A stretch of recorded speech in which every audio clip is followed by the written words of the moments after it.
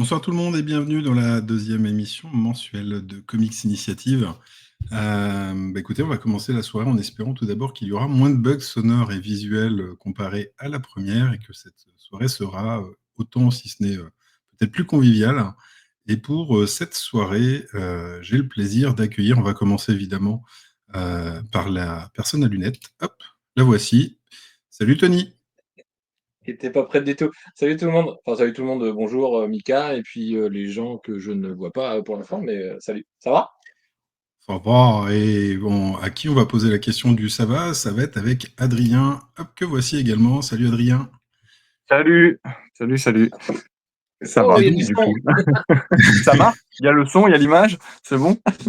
Il y a même la couleur, effectivement. Donc, on progresse émission après émission. Pour commencer, messieurs, je vais peut-être commencer par me présenter. Michael Jérôme, donc fondateur, créateur et on parle de quoi, directeur éditorial, le grand Manitou de Comics Initiative. Et comme Tony était le premier à commencer à dire bonjour, je propose à Adrien, à son tour, de se présenter. Qui es-tu, Adrien? Si tu peux te présenter, du Eh, coup. eh ben, t'as presque tout dit. Absolument. Adrien Curti, donc pour le coup, l'auteur du manga Waves, qui sort demain,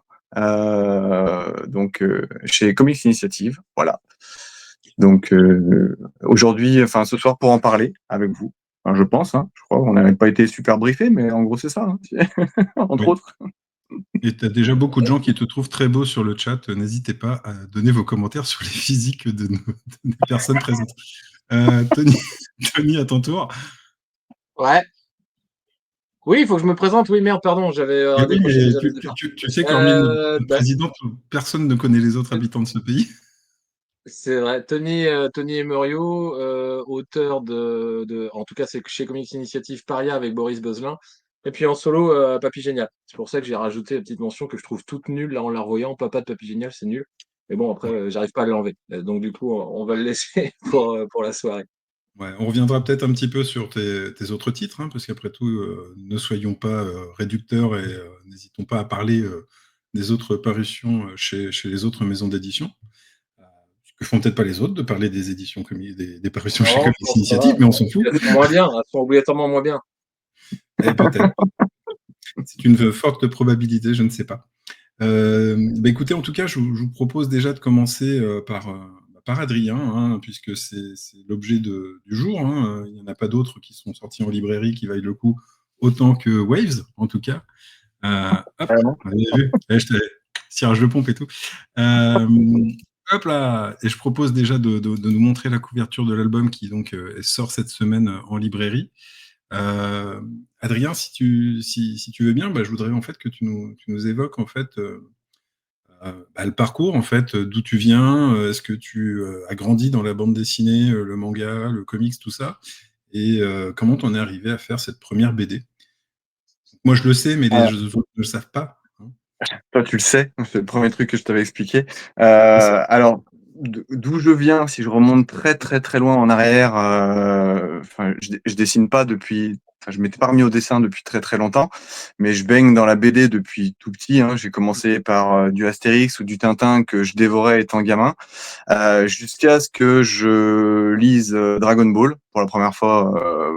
Je me rappelle pas quel âge j'avais, mais ça avait été un vrai électrochoc qui a fait que j'ai complètement basculé sur le manga étant gosse. Donc ça va faire au moins 35 ans que je lis du manga exclusivement.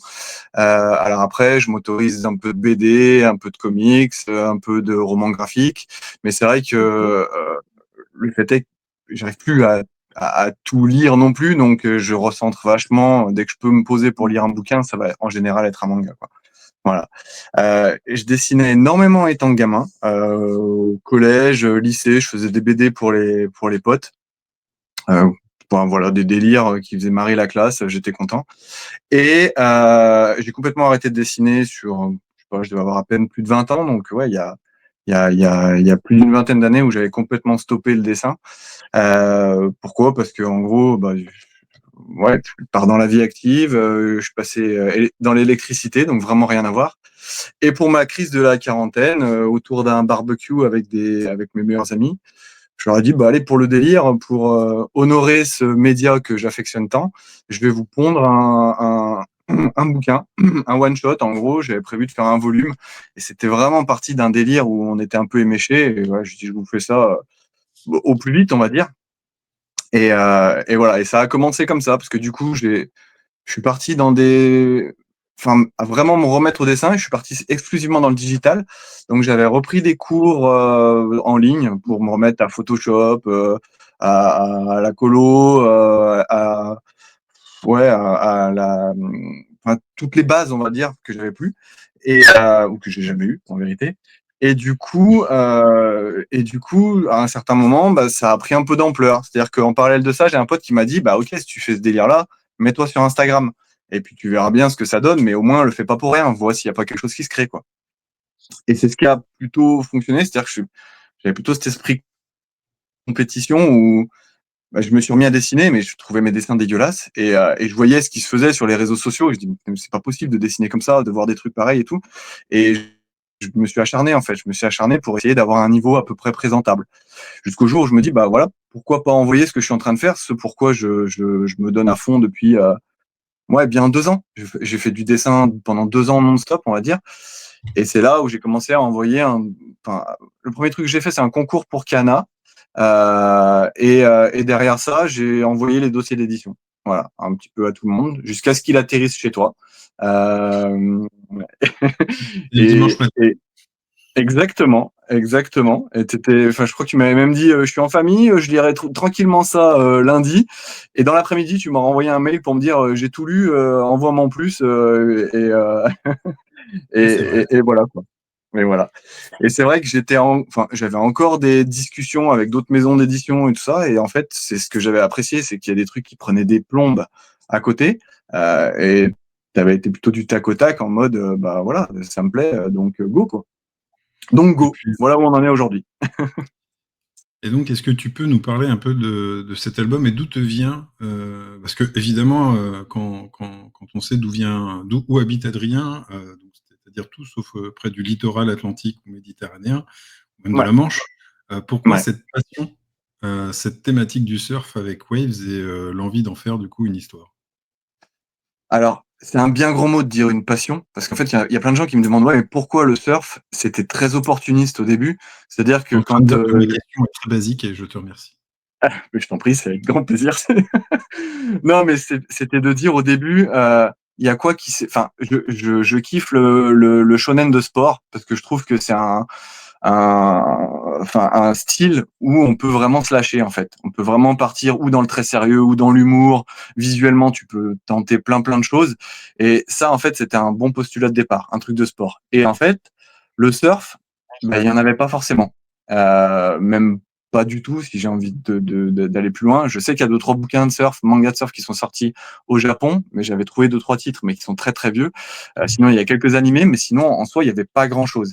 Et c'est un univers que j'affectionne particulièrement pour l'ambiance. Ça m'a toujours fasciné. C'est pour moi, alors je suis absolument pas consommateur de sport à la télé ou voilà, je suis pas du tout le gars qui va regarder des matchs de foot ou de tennis ou autre. J'aime pas regarder des gens faire un truc que je pourrais faire. Par contre, des gars qui prennent des vagues de plus de 20 mètres de haut, bah ça, je sais que je pourrais jamais le faire. Donc ça me fascine de voir ces gens-là à la télé pour le coup. Et j'ai déjà eu pratiqué du surf. Je trouve que c'est juste génial, mais par contre en total amateur, quoi. Donc c'est ça qui m'a amené au monde du surf parce que je trouvais que c'était une bonne opportunité, quoi, en fait, de développer ça. Voilà. Et du coup, est-ce que tu peux nous parler un petit peu du coup de l'histoire de Waves pour le coup, ça raconte quoi, De Waves? Qui l'histoire, sont ouais. Enora, qui sont Alors, Nate, qui sont tous ces personnages? Alors à la base, c'était vraiment un délire sur lequel j'ai construit un scénario, on va dire de pur shonen, parce on peut pas dire j'écris un bouquin en mettant une blague toutes les pages et en se disant que ça va passer. Il faut quand même qu'il y ait une trame et quelque chose qui tienne la route. Donc ça s'est construit au fur et à mesure, hein, au-delà de la simple idée de départ qui était de faire un one shot pour les potes. Donc ça s'est articulé autour de Nate, qui est un jeune surfeur surdoué, mais qui le fait vraiment pour le fun, hein, qui pense plus loin que son propre plaisir, mais qui a un tel don qui va être entraîné en fait et par son meilleur pote et par donc son meilleur pote qui s'appelle Enoa et par un personnage féminin qui s'appelle Chloé qui va intervenir, qui va les rencontrer dans le premier chapitre qui va découvrir un peu ce talent brut et qui va décider en gros de les emmener avec elle parce qu'elle a un peu de moyens pour y parvenir et un peu de le bras long on va dire dans ce milieu-là pour arriver à les amener où elle le souhaite. Le but, c'est que on suive un petit peu leur parcours pour intégrer un monde pro puis pas seulement se cantonner à les petites vagues qu'ils pratiquent dans leur village natal, quoi. Sur le titre, en fait, c'est l'une des choses qui est extrêmement marquante, en tout cas moi, quand je l'ai découvert, c'est qu'il y a un mélange entre très spectaculaire. Il y a aussi un dynamisme qui est omniprésent, je trouve, dans toutes les séquences. Il y a un dessin qui est extrêmement, en tout cas que tu soignes énormément, et il y a surtout aussi de l'humour, avec un humour qui, quand on te connaît, après, on sait que voilà, hein, ça te caractérise plutôt bien. Et toutes ces tous ces différents points ont été, on va dire, il a fallu une certaine alchimie à trouver. C'est quelque chose qui a été difficile à faire, combien, par exemple, de versions sur lesquelles tu as travaillé des séquences comment tu t'es. Alors, je sais que dans le rush final, on a retravaillé des trucs, mais en mode. Ouais, mais c'était peanuts, ça, comparé à la base, en fait. Enfin, je sais que j'étais pas préparé, on va dire, à retravailler ces planches-là quand on l'a fait, parce que personne m'avait prévenu que ça se passait comme ça avec un éditeur, mais c'est comme ça fait partie du jeu. Mais je vois ce que tu veux dire. Et en fait, l'histoire en elle-même, je l'ai recommencé 3 fois. C'est-à-dire qu'à la base, j'étais vraiment parti sur un one-shot où je vais mettre des blagues et basta, quoi. Donc, le premier chapitre, je l'ai écrit 3 fois et je l'ai dessiné 3 fois. C'est-à-dire que rien que la première page, par exemple, la première page, je suis capable de sortir 3 versions de cette page. Et on en vient en gros à une page, la toute première, elle date d'il y a 3 ans. Et en fait, on voit un petit peu le niveau d'exigence que je me suis imposé, en fait. Et encore, j'essaye de me réguler parce qu'en fait, là, je suis en train d'avancer sur le tome 2 et il y a des moments où je reprends le tome 1 pour dire voilà, j'aime bien travailler avec des refs. J'ai tout le temps plein de bouquins d'artistes mangaka à côté de moi. Et en fait, je me dis, maintenant, j'ai quand même aussi mon tome 1 qui doit me servir un peu de base. Mais quand je le regarde, je dis, ah mince, celle-là, il faudrait peut-être que je la refasse déjà et tout. Et en fait, je m'impose encore un niveau d'exigence sur le tome 2 qui est trop, en fait. C'est qu'il y a des moments où je perds un temps fou parce que je dis, ah mince, ma main, elle est pas correcte, il faut que j'essaye d'avancer un peu mieux là-dessus et tout ça. Et en fait, il faut que je me mette des claques des fois pour dire stop, ça fonctionne comme ça, terminé, faut arrêter. Parce que c'est trop chronophage, sinon. C'est trop chronophage. Donc oui, l'histoire, c'est surtout le premier chapitre, je l'ai recommencé 3 fois. Voilà, je l'ai refait 3 fois. Et je sais pas si tu te souviens, il y avait même, quand je t'ai envoyé le dossier d'édition, et je t'avais envoyé les 30 premières pages, il y avait des pages qui étaient en bleu, en storyboardé encore, parce que tu en étais à la 3e version que je refaisais, parce que la présentation du personnage principal, au début, tu le voyais, il était à l'école, il y avait un côté très scolaire, en fait, mais qui allait pas du tout avec ce que j'allais lancer dans la suite. Il fallait que ce soit quand même des personnages un peu plus adultes, on va dire, parce que c'est des grands enfants, ils sont tous majeurs, et je voulais un petit peu cette maturité, même si on met des blagues un peu tout le temps et que c'est très enfantin sur plein de sujets, je voulais pouvoir aborder certains thèmes un peu plus adultes. Et c'est pour ça que le fait de le faire commencer à l'école, c'était complètement déconnant avec ce qu'on voulait développer derrière, quoi. Voilà. Il y a une donne que.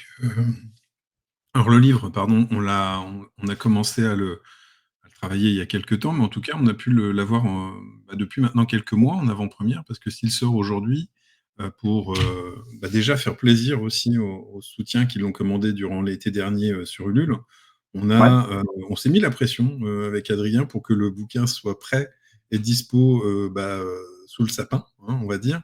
Et pour le coup, ça nous a donné l'occasion notamment de faire un petit galop d'essai en dédicace, parce que pour le coup, tu n'avais jamais dédicacé avant le Salon de Blois. Et en tout cas, dès cette première étape, on a pu constater depuis, notamment au Festival d'Angoulême et aussi lors de diverses rencontres, que Waves est un titre qui fonctionne auprès finalement d'un public beaucoup plus large que ce qu'on pourrait croire entre le côté sportif, Ouais. shonen, on va dire, shonen sportif, c'est-à-dire qu'on a beaucoup de lectrices qui sont ultra attirées par l'univers, la couve, le dessin et qui prennent énormément de plaisir à le découvrir. Euh, Est-ce que tu t'attendais déjà à ce que le titre finalement trouve un public assez hybride en fait, que ce soit masculin, féminin, ou en tout cas un public, un vrai public manga très large, beaucoup plus large que prévu? Bah, on verra surtout ce que ça va donner hein, avec la sortie en librairie. Je pense que du coup, oui, on aura un peu plus de visibilité par rapport à ça. Mais c'est vrai que ce qu'on a pu voir effectivement déjà en convention, enfin en convention, en salon, c'est vrai qu'il y a beaucoup ouais, un public féminin qui était vachement présent. Mais je pense aussi que c'est lié au fait que le manga, il s'est tellement diversifié et ouvert à, à, à plein de gens. C'est-à-dire que moi, je considère que tu peux lire du manga de 6 ans jusqu'à la mort, voilà. Et que tu sois enfin, n'importe quel sexe. Enfin, je pense qu'il y a vraiment pas de limite. Et c'est vrai que sur Waves, c'est ce que j'ai aussi voulu faire. C'est-à-dire que c'est hyper risqué en fait parce que il y a un côté très bac à sable où tu dis ce que tu disais tout à l'heure il y a de l'humour, il y a un peu de sérieux à des moments avec de l'épique, il y a enfin du sport, il y a des références un petit peu sur le monde du surf et et ça peut aussi être reproché, c'est-à-dire qu'on peut il y en a qui m'ont dit ouais t'as un peu abusé au niveau de l'humour, il y en a quand même beaucoup, ça peut sortir des gens. Il y a le côté j'essaie j'aime beaucoup briser le quatrième mur. C'est un truc que je kiffe faire. Enfin, après, c'est très égocentrique, mais j'aime bien participer à mon histoire, en fait. Mais ça me plaît. Et c'est vrai que ça N'hésite pas à fait te tacler très... d'ailleurs. Comment? N'hésite pas un peu à t'auto-tacler. Bah ouais, parce que sinon, c'est pas drôle. Si tu le fais pas comme ça, voilà. Mais du coup, ça peut faire très bac à sable et c'est hyper compliqué de trouver l'équilibre derrière. Et, et si ça marche, tant mieux. Et si en plus, justement, ce qui est visé, c'est que justement le public soit le plus large possible, ben, tant mieux. Je suis très très content si ça fonctionne comme ça, quoi. Et quand je vois, alors pour l'instant, effectivement, il y a tous ceux qui ont pu l'avoir au travers de la campagne Ulule. Moi, je vois, il y a mes amis, il y a ma mère qui avait jamais lu un manga de sa vie, mais je vois aussi ma fille qui a 7 ans qui le lit, ou mon fils qui a 10 ans, il y a des potes à lui qui le lisent aussi. Et en fait, ouais, j'ai plein de retours différents et on voit que les gens n'ont pas répondu de la même manière en termes de sensibilité et c'est top. C'est top.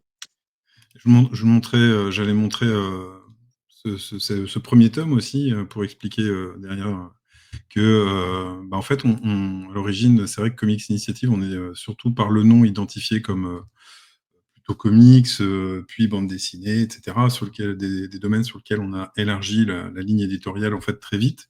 Et pour le coup, on a juste avant Waze, on avait aussi sorti le John Cookie d'En mourir ne suffit pas d'Alan Heller.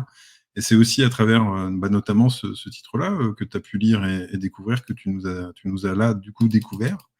Et hop, C'est ça. voilà. Et l'une des choses, en tout cas, sur lesquelles moi, il était important, que ce soit dans un cas ou dans l'autre, c'était d'avoir une édition qui donne envie et qui soit, on va dire, costaud pour arriver dans les mains des lecteurs. Et là, pour l'instant, en tout cas, on a des super retours, donc j'espère que ça va évidemment continuer, hein, c'est le but, et que ça va transformer l'essai. Qu'est-ce que tu peux nous dire sur la suite? Comment tu avances difficilement, forcément? J'avance difficilement, ouais. J'avance difficilement parce qu'il y a un truc que je veux vraiment tenir, c'est le fait on ait dit un peu à tout le monde que Waves ferait 3 tomes. Euh, c'est Non, très non, très dur. je te vois venir. Tu vas faire une Si on l'a Tony, dit. là. Ah Une non, série en 4 tomes non, qui non, en fera 8. non. Non, d'une part parce que en toute franchise, c'est très très fatigant parce que bon, je l'ai pas dit, mais pour ceux qui savent, en gros, bah, mon métier d'électricien la journée et en gros, je dessine la nuit. Euh, bon, voilà, la nuit, j'exagère un peu, mais voilà. Donc c'est fatigant et surtout, bah, j'ai jamais fait de BD, j'ai jamais fait de roman graphique, je sais pas exactement, mais ce que je sais, c'est que faire un manga, c'est très long. Voilà, je peux pas comparer, on va dire, par rapport à d'autres formats, mais un manga, c'est très long. Et c'est pour ça que je dis 3 tomes, parce que le côté bac à sable, où je veux arriver d'un point A à un point B en ayant mis tout ce que j'avais envie de mettre dans Waves, ça devrait tenir en 3 tomes. Mais c'est la grosse difficulté que j'en ai sur le tome 2, c'est que ça tient pas en 3 tomes. Ce qui fait que le tome 2, il fera... Enfin, je vois pas comment le tome 2, parce qu'un manga, c'est environ 200 pages, je vois pas comment le tome 2 peut faire 200 pages. C'est pas possible. Ou alors je vais devoir sacrifier certaines choses et je veux pas les sacrifier. C'est-à-dire que, De oui, toute pour façon, moi, c'est ma première série. Je sais pas si j'en ferai d'autres après, mais je sais juste que c'est vraiment un truc où j'ai envie de mettre mes tripes et mon cœur. Et si jamais ça doit prendre un peu plus de temps pour faire un tome 2 et un tome 3 un peu plus long, mais que j'arrive à mettre tout ce que j'ai mis dedans, ben, il faut que je le fasse, quoi. Tant pis. Et on compte sur la patience des lecteurs, on va dire. ouais, Mais voilà. je pense que Tony pourra te le confirmer, mais bon, en général, je suis pas pour virer des séquences importantes d'un bouquin. Ouais, mais sûrement. Non, mais voilà, Non, tu aujourd'hui, peux confirmer, hein. ouais, ouais, mais je sais, j'ai eu le vent de ces histoires. Mais voilà, le tome 2, j'ai à peu près 130 pages actuellement. Mais je me suis vachement aménagé un rythme, on va dire, sur cette année. Parce que le tome 1, en fait, j'étais pris par l'effervescence, on va dire, et voilà, c'est le L'énergie. premier tome, allez, on avance, l'énergie, en fait. Mais en fait, c'est comme tout, c'est bien beau d'y mettre de l'énergie, mais ça te bouffe, en fait. C'est usant physiquement, et en fait, t'as beau dire que tu y mets toute ton énergie, ton cœur et compagnie, ben, quand t'as un job à côté, une famille, des activités comme tout le monde et tout ça, et qu'en plus tu te rajoutes un bouquin où tu dessines 5 ou 6 heures par jour, bah, à un moment donné, ton corps, il te dit stop, quoi. C'est clair. Donc voilà, je me suis arrangé, on va dire, des plages de dessin, mais je veux pas non plus que ça reste formaté. Je veux que ça reste naturel et que ça reste du plaisir. Et c'est pas évident de trouver cet équilibre sur le tome 2, d'autant plus que bah, je pense qu'il faudra qu'il fasse 250 pages au minimum. Et en fait, bah, quand tu te dis 130 pages, je suis déjà à 130 pages, ouais, bah, un manga normal à 200, t'es pas trop loin. Mais en fait, non, je suis à la moitié, c'est tout. Voilà. Donc c'est long. C'est On va faire long un volume, et sur voilà. du volume double. Le volume double, ouais, c'est ça. Pour le coup, tu as commencé à faire quelques dédicaces. En tout cas, je sais que tu en as une qui est prévue là. Non, si je dis pas de bêtises. Les dernières dédicaces que j'ai faites, c'était à Angoulême. Là, ça reprend demain après-midi chez Momi Manga à Lyon. Et après, samedi, il y a la Japan Touch Haru qui est à Eurexpo à Lyon, où du coup, je suis invité par le festival là-bas aussi pour tout samedi. Samedi matin et samedi après-midi, et du coup, en dédicace sur le stand de la librairie Glénat. Et il y a une table ronde avec Patrick Sobral le samedi après-midi. Donc ça va être sympa aussi, je pense, pour évoquer un peu les différents univers de la BD, du manga et compagnie. Voilà. Et après, en gros, tous les week-ends, on a prévu, tous les samedis, en gros, jusqu'à la fin juin, où on a une librairie de prévue. Chambéry, Marseille, à nouveau à Lyon. Enfin voilà, pas mal de petites dates. Voilà. Donc, Vraiment faire beaucoup en de. sorte d'accompagner le bouquin sur la sortie jusqu'à la Japan Expo, où pour l'instant, on ne sait pas encore si on sera présent ou pas. Voilà. C'est ça. On attend la validation des dossiers. Pour être Exactement. exact. Pour être à peu près environ exact. À peu près. Environ. Voilà. Voilà. Tony, je sais pas si Bref. tu as eu l'occasion du coup de lire encore le tome 1 d'Adrien. Non, il sort demain. Comment veux-tu que du coup j'ai pu Vous n'êtes jamais croisé, accès au livre? monsieur Tony? On s'est jamais croisés, c'est vraiment la première fois que Je ne qu'on se connais pas voit. cette personne non plus. Je remarque qu'on On est a jamais vus. des acquaintances en termes d'univers, mais si, bien sûr. Et du coup, le courant est super bien passé hein, à Angoulême. Enfin, en tout cas, de mon côté, je sais pas pour toi. Mais Je, Adrien, c'est Je dis une ça parce lecture qu'il a une temporaire. activité dans l'électricité. Néanmoins, j'avoue humblement que j'ai pas pris le temps de lire Waves encore. Il est dans ma palle, il avance, mais à l'heure actuelle, voilà, je le lirai en même temps que les lecteurs lambda. moi, j'aurais pu te dire que j'ai lu Paria pour pouvoir préparer ce que je t'ai promis que je te Pas du préparais. jeu. Mais il y a quelqu'un ici présent qui est censé m'envoyer les bouquins déjà. Bon, je dis ça, je dis rien. Après, Ah, ben, ça doit être Jocelyn. Ça doit être Jocelyn. C'est forcément Jocelyn en général. Il l'a lu. Ouais, mais il faut me le rappeler. Hein, tu sais. C'est chose faite. Mais non, en vrai, c'est bien. Demande-moi directement, ce sera plus simple. Ouais, Quoi, je les ai il même plus, en fait, les bouquins. Donc, peut me demander de les amener demain quand on se voit.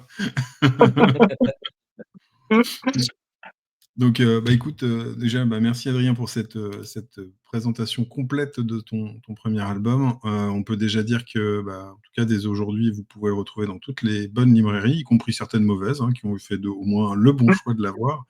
L'album, il est à 12 € pour combien? Plus de 200 pages déjà.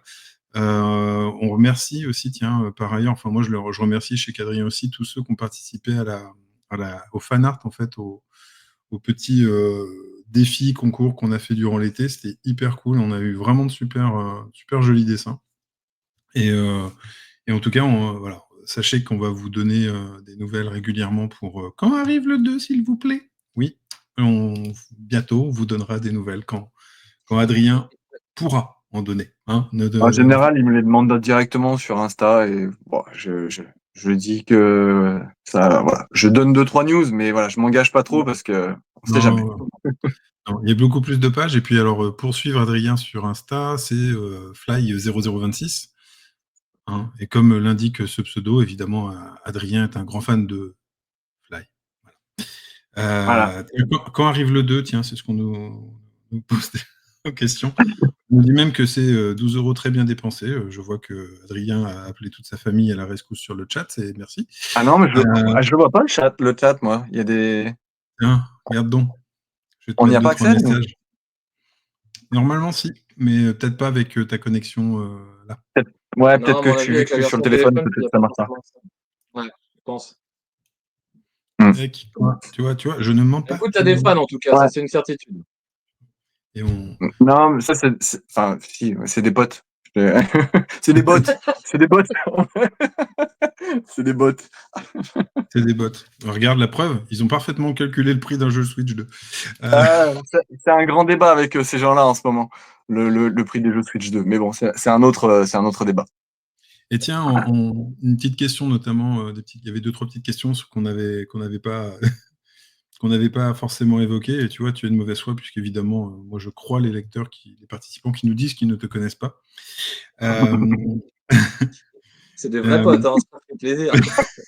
En tout cas, ils sont actifs ou réactifs, on ne sait pas. Mais non, la question, on parlait tout à l'heure des bouquins que tu aimais bien avoir à côté de toi pour bosser, ou en tout cas ce genre d'ouvrages qui pouvaient t'inspirer, outre maintenant que ce tome 1. Ouais. Tu as des auteurs comme ça, quelques auteurs pour toi qui sont les maîtres absolus? Là, tu parles en dessin, du coup, ou vraiment en termes d'œuvre? Pur dessin. Je sais que je vous ai demandé à chacun une sélection de 3 livres éperdument Oui, c'est pas difficiles. ça. Du coup, c'est Non, pas ça non. que tu me demandes. Non, En dessin, j'ai très souvent du My Hero Academia autour de moi. De toute façon, ils sont un peu tous là, derrière, là. Mais ouais, j'ai du My Hero Academia et pas mal de Gachi Akuta pour la mise en scène en ce moment. Même si bon, son dessin est incroyable, mais je le perds un petit peu parce que ça devient très très sombre et très dense, on va dire, donc je m'y retrouve un peu moins. Et en manga français, une de mes bibles, c'est Reaper de Gero, qui a un trait juste incroyable. Mais donc vraiment, pour le coup, c'est aussi un de mes bouquins phares, quoi. Et là, en ce moment, en fait, je vais varier suivant aussi les thèmes. Tu vois, par exemple, là, sur le tome 2, j'ai fait un gros flashback qui était très dramatique, on va dire, et donc qui tranchait un peu avec tout ce qu'on avait tout ce que j'ai eu l'habitude de lire. Et bon, il fallait le faire, j'avais envie de me challenger et de faire ça, mais je suis sorti en mode, c'est bon, ça m'a saoulé de faire un truc dramatique. J'ai besoin de revenir à du fun, quoi. C'est ça que je veux dessiner à la base, quoi. Et j'ai dit, bah allez, c'est pas grave. Et du coup, quitte à rajouter, j'ai rajouté en gros 30 pages d'un chapitre, on est en mode totale détente. C'est-à-dire que, voilà, un chapitre où ils sont à la plage et ils font, comme tu peux lire dans n'importe quel manga, un chapitre un peu hors série, on va dire, où c'est vraiment que des blagues à la plage, quoi. Et pour le coup, j'ai ressorti du Rumiko Takahashi, donc Rademain 1,5 pour le coup. Et c'est vrai que, alors, ouais, et c'est vrai que visuellement, les expressions, la mise en scène, tout ça, enfin, ça a 30 ans, si, ça a 30 ans, Ranma, mais c'est juste encore incroyable. Même plus, C'est juste même encore, un peu plus au final. ouais, même plus, ouais. Et c'est encore fou, quoi. Et du coup, tout ce chapitre, je l'ai fait avec des Ranma à côté, et c'est un bonheur. C'est un bonheur. Donc, c'est vrai que dire j'ai tel ou tel rêve, c'est compliqué. Ça va vraiment être changeant suivant les moments. Bah, par exemple, quand j'ai fait ce chapitre, là, c'était un chapitre un peu dramatique, flashback. Je me suis dit, le maître un peu des flashbacks, c'est Oda avec One Piece. Donc, j'ai pris quelques One Piece où il y avait des flashbacks qui étaient quand même hyper impactants. Et quand je les déroulais, je dis non, je suis incapable en fait de faire ça. C'est trop dense en fait. C'est trop dense, c'est trop 10 cases par page et je peux pas faire ça en fait. Ça correspond pas au truc. Donc au final, voilà, je m'en suis pas du tout inspiré. Euh, mais voilà, c'est pour ça, ça va vraiment dépendre du moment ou des humeurs, on va dire, de ce que je lis en ce moment. Les bouquins que je vais lire, à un moment donné, je vais lire un Dan Dada, je dis putain, j'ai adoré cette scène et je vais me le garder en livre de chevet pendant un moment pour dire bah, j'avais adoré comment il a fait ça et tout. Donc ça peut être hyper changeant. Voilà. Et si tu devais en retenir qu'un En, auteur? en- Qu'un auteur vraiment à mettre à côté, on va dire, c'est My Hero Academia. C'est vraiment, voilà. Même si c'est beaucoup trop dense par rapport en comparaison, hein, mais c'est une source d'inspiration qui est folle, je trouve, sur plein de trucs, quoi.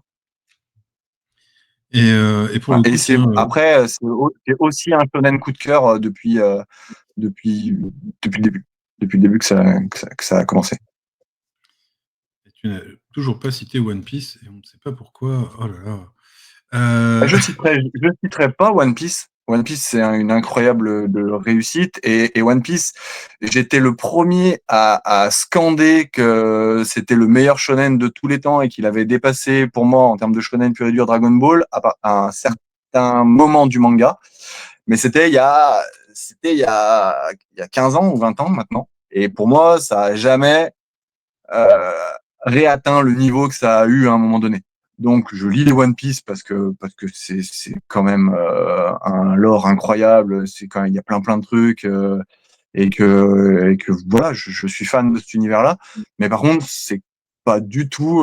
Enfin, je peux avoir un ou deux tomes de One Piece en retard, c'est pas grave. C'est pas, ça va pas changer, ça va pas me changer la face du monde. De toute façon, il y a 10 tomes de combat avant d'avoir un avancé du scénario, donc ça va. Toi, t'es un fervent détracteur de One Piece, je sais. Donc, tu m'as dégoûté de One Piece, c'est différent. Mais après, je comprends, hein, et je suis le premier à dire, c'est bon, je n'ai pas. Enfin, moi, le problème que j'ai avec One Piece, je n'ai pas envie de voir 20 combats de personnages que je ne connais pas avant d'arriver à un seul tome où il y a le combat des personnages qu'on suit depuis le début, quoi. Ça m'embête. Ça m'embête. Mais c'est aussi ce qui a créé le succès. C'est ce qui plaît à beaucoup de gens, quoi.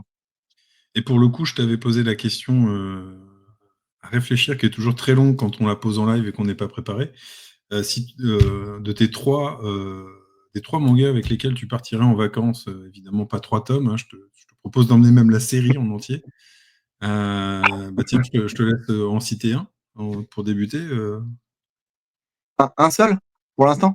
Vas-y, En premier, si je dois en citer un en premier, je vais citer Dragon Ball.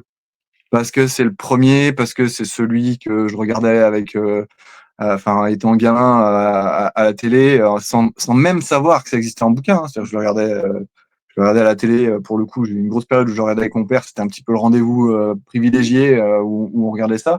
Et avec quand le j'ai générique découvert que ça d'Ariane. existait. Comment? Tu chantais le générique d'Ariane, il paraît. Normal. Ouais. Alors non, c'est une fake news. C'est juste de me faire chanter devant la caméra. N'hésite pas, nous allons passer un bon moment, j'en suis certain. Ah là, non, tu passeras pas du tout au bon moment. Non, et du coup, je savais pas que ça pouvait exister en bouquin, je savais pas que le média manga existait. Et c'est en achetant le jeu vidéo Dragon Ball Z je sais plus c'était quoi le titre, mal traduit à l'époque sur la Super NES, Super Nintendo. Donc c'était le Super deuxième qui Dimension. s'appelle. Ah, Comment? le Super Saiyan. Ouais, mais je sais plus comment ils avaient expliqué ça, mais c'était le deuxième. Et j'avais acheté le jeu, et avec le jeu, il y avait le tome 1 du manga. Et c'est vrai que je m'en souviens encore, je me souviens de même pas avoir lancé le jeu, mais de lire ce bouquin Je me rappelle, j'étais tout seul chez mes parents, assis par terre à lire ce truc et à être mort de rire, mais pendant l'heure qui a suivi où j'ai lu ça et où j'ai dit mais c'est quoi ce truc en fait, ça a juste tout révolutionné derrière quoi.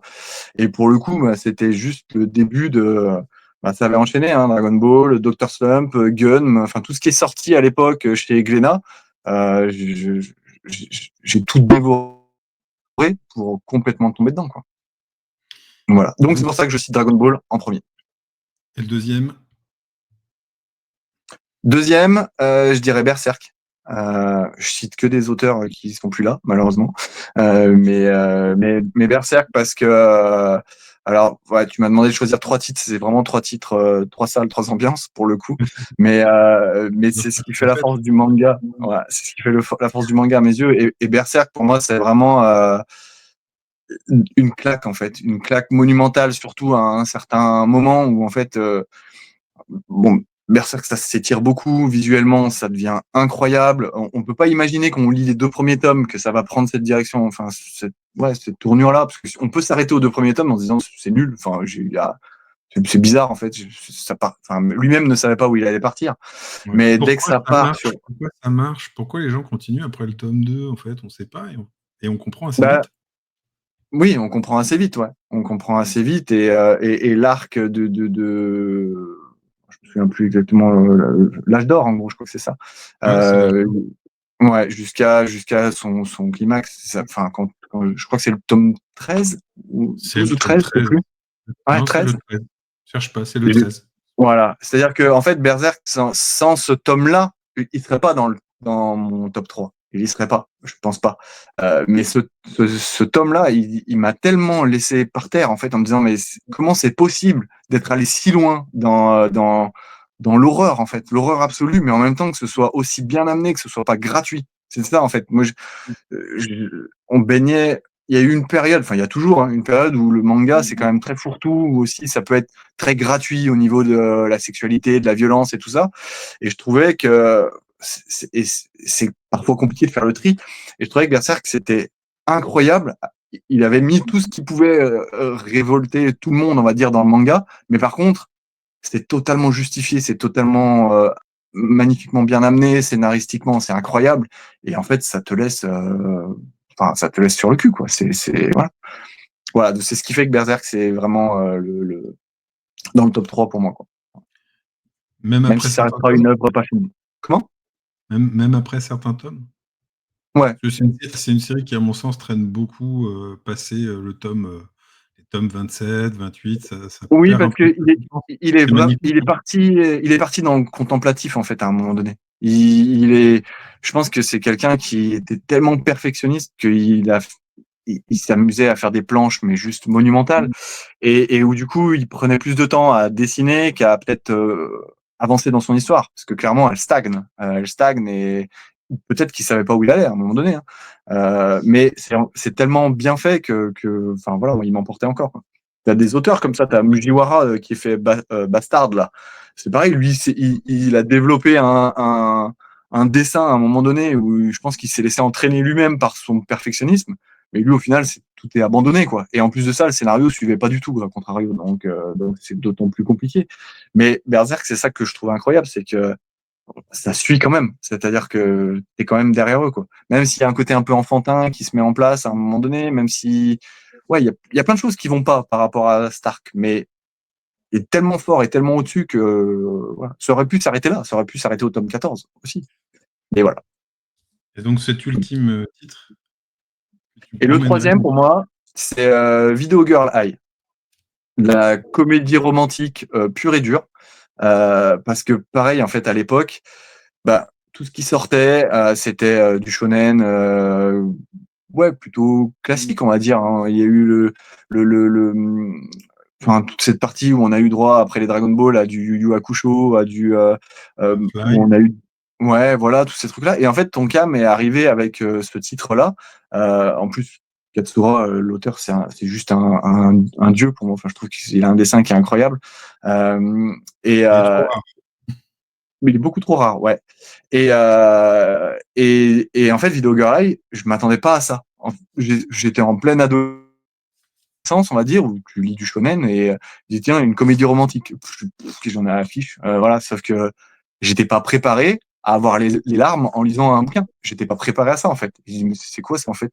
Et c'est ça qui était incroyable, j'avais démarré vraiment avec du Dragon Ball, du Dr. Slump et tout ça, tu rigoles et tout, puis après tu vas voir du Gun où t'es de la science-fiction qui est juste folle, du Akira où tu prends des claques dans tous les sens, Berserk et tout, et Video Girl Eye, enfin voilà, moi ça m'avait.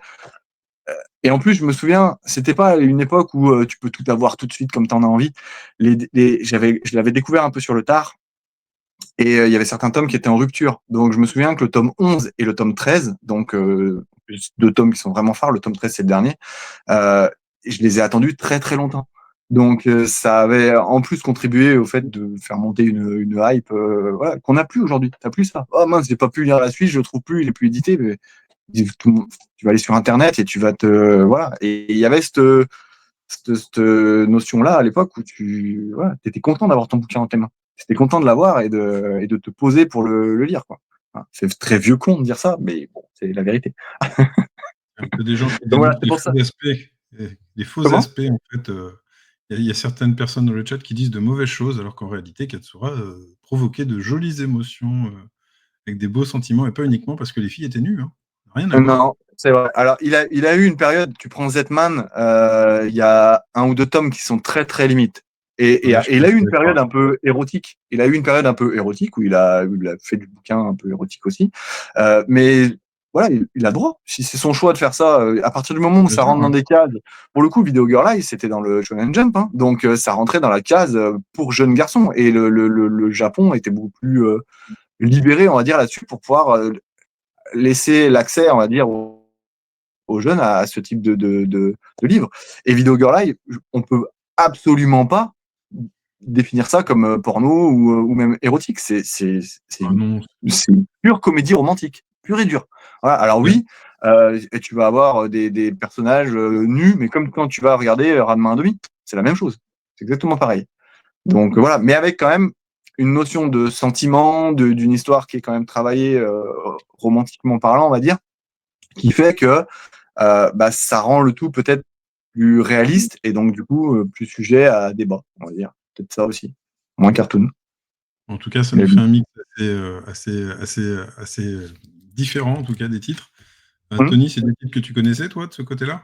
Que tu as lu? Ouais, enfin les vieux en même temps, je me sens. Non, Berserk, j'avoue, je suis passé complètement à côté et j'en ai vachement entendu parler avec les étudiants quand il est mort, parce qu'il n'y a pas si longtemps que ça Qui est décédé? qu'il a passé l'arme à gauche. Mais ouais, bah Toriyama, oui, forcément, moi j'ai un peu les mêmes rêves qu'Adrien là-dessus. Et pour le reste, non. J'avoue que Video Girl Eye, tout ça, Katsura, il est ça incroyable. me parle, si tu veux, je visualise, mais je suis pas rentré dedans au niveau lecture et tout, quoi. Ouais, je suis plus de la vieille école, je suis plus Tezuka. Oui. Et Toriyama est sorti de Il a là. 13 ans. Voilà, après du Junji Ito, ce genre de choses, mais je suis pas un gros bouffeur de manga. Et quand j'en lis, c'est plus de l'ordre du patrimonial. Enfin, je sais pas si c'est le terme qui convient, mais oui, je lis Si. du vieux truc. Je suis fan de Mizuki aussi. Moi, je sais pas si tu connais, en fait, en Mizuki? l'occurrence, c'est lui qui a relancé Kitaro le repoussant, etc. Ouais. Qui a fait que finalement Dans la le culture manga? yokai a perduré au Japon, un peu plus que Miyazaki, on attribue ça à Miyazaki, mais c'est vraiment Mizuki qui a poussé le curseur des yokai au Japon, jusqu'à ce que du coup ça dégueule dans la culture populaire jusqu'à nous, dans beaucoup de mangas en l'occurrence. Mm. Donc, bah, écoutez, en tout cas, merci pour cet échange autour des mangas qui me fait toujours plaisir. Hein. Je ne vais pas vous parler de mes goûts, on n'est pas là pour ça. Moi, je vous propose peut-être de passer après, maintenant, de passer la main, de passer le relais à Tony. Hein. Tony, Il y a une question de Surya qui dit c'est aussi de Katsura Wingman. Wingman, tout à fait. est-ce que Wingman est aussi de Oui. Katsura? C'est un de ses premiers titres, si c'est peut-être même son premier titre. Il y Et a un petit côté Magical Girl dedans. ouais, Je trouve. ouais. Alors Wingman pour le coup je connais, mais peut-être par le biais du dessin animé, je sais pas trop, mais ça me parle en Oui, fait. il y avait eu le dessin animé ouais, à l'époque et ils avaient sorti le bouquin. Je vais pas dire une connerie, mais c'était pas sorti chez Pika à la base, ou je dis une connerie. Non, Parce que là maintenant Tonkam. c'est ressorti chez Tonkam, c'est sûr. Mais c'était Mais chez Tonkam à l'origine, hein, pour moi. à la base aussi, Ouais, je un crois. petit Ouais. doute. Mm. Et là, ouais, Voilà. ils ont ressorti les tomes très bonne qualité. C'est des volumes doubles qui doivent être plutôt durs à trouver maintenant. Mais oui, c'est bien lui, en tout cas. Et donc, j'ai envie de dire, transition parfaite pour parler donc du coup d'un autre personnage mythique du manga. Papy Génial. Pas du tout de manga, évidemment. Tellement pas. Il est bon, hein. Il est bon quand même. Ah ouais, c'est la transition la plus en carton que j'ai jamais vue. En plus, on l'a pas vu venir, quoi. Non, mais il essaie, il tente des trucs, tu vois, il se dit, allez, ça va passer. Sors les rames. Papy Génial, donc du coup, qui est en ce moment par ailleurs sur Ulule. Hein. Il reste encore quelques jours pour découvrir cette série. Hop là, tenez, dimanche, c'est ça ? Hop là, ça se termine dimanche. Regardez cette magnifique série. Alors, on est dans un autre univers, puisque Tony le présentera sûrement mieux que moi, puisqu'il le pitch beaucoup mieux, c'est une évidence. Mais Papy Génial est une série destinée aux plus jeunes, c'est-à-dire aux enfants, principalement, en tout cas, qui sont les premiers lecteurs, et notamment ceux qui n'ont jamais, qui ne savent pas encore lire. Tac, regardez. Je vous propose peut-être de montrer un peu le premier tome qui est là. Tony, quel est le concept, quelle est l'histoire de Papy Génial? Tu peux nous en parler de tout ça? Non, merci. Oui, tant qu'à faire. Oui, bien sûr, je peux en parler. Bah, c'est comme tu disais, une bande dessinée pour les tout petits. Hein. Je crois que t'avais calé ça à partir de 3 ans. Moi, j'étais un peu plus vieux dans ma tête, mais Ah, effectivement, à partir de 3 ans, en tout cas, avec un soutien adulte, ça peut se lire sans problème. Même avant, en réalité. Même avant, en réalité. Dès l'échographie, à la limite, lisez Papy Génial, il n'y a pas de souci. Dans le lisette. Non, c'est ce qu'on appelle une bande dessinée en lecture autonome. Du coup, aucun dialogue. De temps en temps, on fait des petites concessions aux phylactères, les bulles de bande dessinée, avec des pictogrammes en guise de dialogue, pour que du coup, les codes de la BD soient intégrés. Mais il n'y a pas la béquille du dialogue pour faciliter la compréhension de l'histoire, qui sont des histoires relativement simples, hein, encore une fois, avec des ressorts dramatiques qui, qui vont parler, enfin, en tout cas, j'espère, très certainement aux petits, avec aussi des espèces de balises narratives. J'essaie de construire le récit toujours de la même façon. Les enfants adorent quand il y a des choses qui reviennent. Il y a un côté rassurant à tout ça. Donc j'essaie d'avoir une construction, en tout cas au début de l'histoire, qui diffère un petit peu, bien sûr, mais qui leur évoque forcément quelque chose. Et puis Adrien parlait de l'or tout à l'heure, alors sans vouloir me la raconter. Je construis un peu l'or de Papy Génial, parce que dans le premier, il passe par un ascenseur, dans le deuxième, il se lève le matin, on se rend compte qu'il est dans un bunker sous terre, et il prend sa douche et il se fait aspirer par un gros tuyau. Il arrive toujours au même endroit. Donc voilà, j'ai bon espoir au bout de 3, 4, 5, 6 albums, si tant est qu'on en fasse autant, d'avoir un espèce de complexe souterrain de Papy Génial assez riche et pouvoir peut-être être limite cartographier ce truc-là. Papy Génial est un papy qui bricole, et notamment il a bricolé une bulle qui va partout, la fameuse. Donc voilà, là on le voit qui sans expliquer finalement fait les gestes qui vont faire comprendre au lecteur que du coup en mettant une photo de ses petits-enfants, ça l'emmène jusque chez ses petits-enfants, pardon.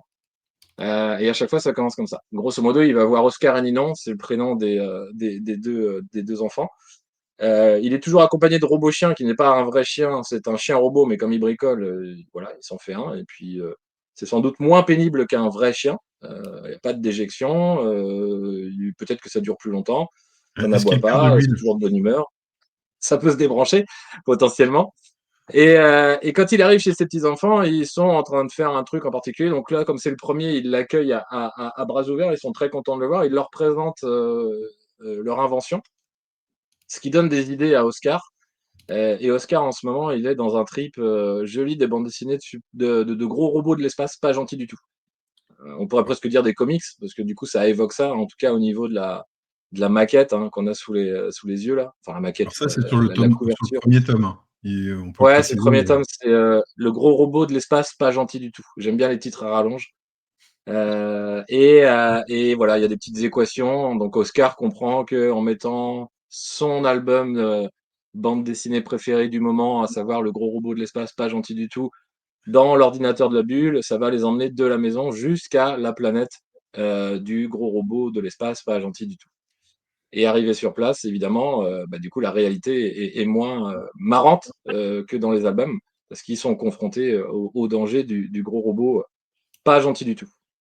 Voilà. Et à chaque fois, c'est des histoires comme ça qui sont toutes simples, en fait, qui les balancent dans un univers différent à chaque album, avec pas systématiquement des menaces, mais en tout cas des micro-aventures, des choses auxquelles ils vont être confrontés.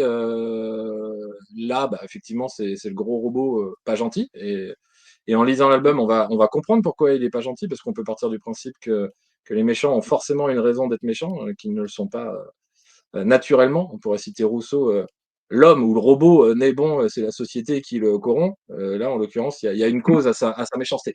Et on le découvre en lisant l'album. Et sur le deuxième, du coup,